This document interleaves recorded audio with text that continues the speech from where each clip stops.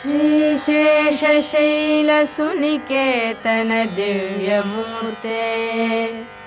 नारायणाच्युत हरे नडिनायताक्ष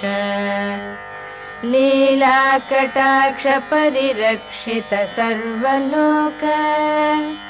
श्रीवेङ्कटेश मम देहि करावलम्बम् ब्रह्मादिवन्दित पदाम्बुज शङ्खपाणे